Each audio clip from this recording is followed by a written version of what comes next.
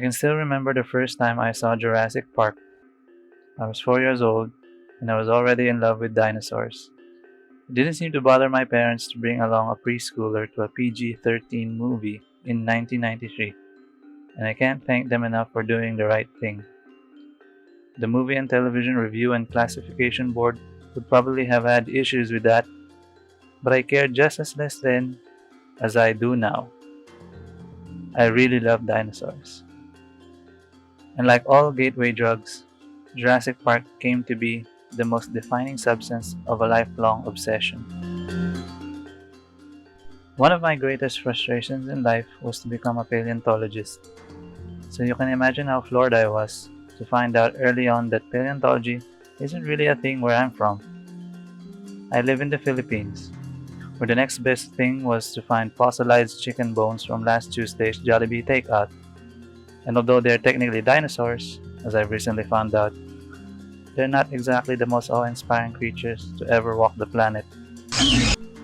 So, I did the next best thing and drew dinosaurs, and oftentimes became one in my fevered imaginations.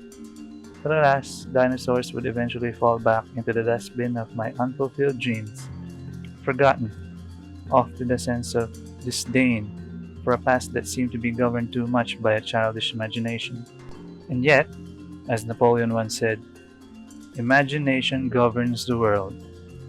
The world cannot be as it is if imagination didn't operate in our daily considerations, and never more so in the sciences.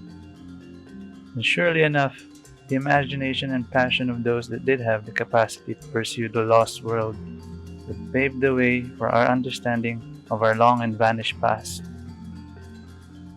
Steve Brusatt's The Rise and Fall of the Dinosaurs, A New History of a Lost World, manages to capture that vanished past and give it one of the most effective and most vivid interpretations in recent memory.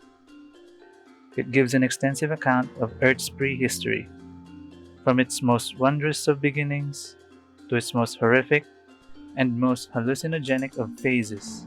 Dinosaurs, long thought to be evolution's failures, are now being redefined by a renaissance of new discoveries in the field, and Brusatt's first-hand experience, as well as his account on both past and present trailblazers, are at the forefront of this endeavor.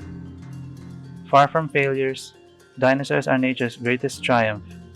Having crossed the span of several million years and survived cataclysmic extinctions, they flourished in a world that seemed intent on killing them off as soon as it began to cool itself down. Inundated with images from films and media, our perceptions of dinosaurs as lumbering giants and monsters fall short of their once magnificent reality. They were creatures that grazed, hunted, swam, and marched across the expanse of continents, formed by the fissures beneath the Earth's crust that both destroyed and created in equal measure. They came in all sizes, big and small, and at one time merely existed along the furthest margins of life, ruled over by far better evolved creatures. And yet they persevered, giving birth to family trees that reached several million years down the road, leading all the way to the most memorable of monstrous names, such as Tyrannosaurus rex, Triceratops, Apatosaurus, Spinosaurus, and many others. They were not mere transient beings that existed and waited to die until our turn to shine came, but as new discoveries have shown, could display a level of intelligence that rival modern mammals and defy much of our preconceived notions. Science books often fall flat on readers far less attuned to technical jargon, and it takes an exceptional sense of poetry for a science book to captivate its readers.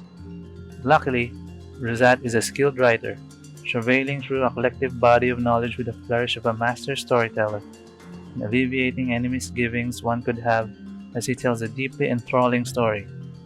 It is a story which intersperses with the lives of notable prospectors, scientists, explorers, farmers, workers, and even an aristocrat who could have been king of Albania, all of whom have so far charted this vast unknown. Indeed, Brusatt's own life is itself a tapestry of fascinating adventures as he searches for dinosaurs, from the deep forests of Silesia to the stone quarries of a fast developing China, chisel in one hand and a pen and paper in the other. We are treated to grand scenery, showing untamed jungles, lush forests, and massive plains, where the grounds tremble as large sauropods weighing several tons marched forward in their unceasing quest to deforest the land. Predators, both big and small, laid in wait as they stalked their prey, relying on speed and cunning with their sharp teeth and claws ever at the ready. Fish-like reptiles swam the seas and oceans preying on smaller creatures that try to outpace them with varying levels of success before they themselves are devoured by something bigger. Pterosaurs roamed the sky long before the dinosaurs would eventually master flight itself. From the badlands of Montana to the deserts of Mongolia, stories like these are told to paleontologists with keen eyes for detail as the Earth relinquishes its treasure trove of fossils, long held onto for eons. Science is an international affair, and it unites a diverse set of people with a common goal: to understand life itself. Throughout my reading of this book, I could not but help recognize my own infinitesimal existence in the face of the sheer cosmic scale of Earth's still ongoing biography. The dinosaurs managed to do well in the 300 million or so years that they were bequeathed with. One can feel a certain sense of smallness when one looks at the fossil record, and one by one observe the transition from one age to another. We ourselves are barely making our millionth year, and we're already messing it up. And yet, one must look at all this with a sense of wonder and excitement. There is a majesty to these creatures that continues to endure. Our imaginations have yet to fully tap into this fountain of knowledge that is being slowly unraveled.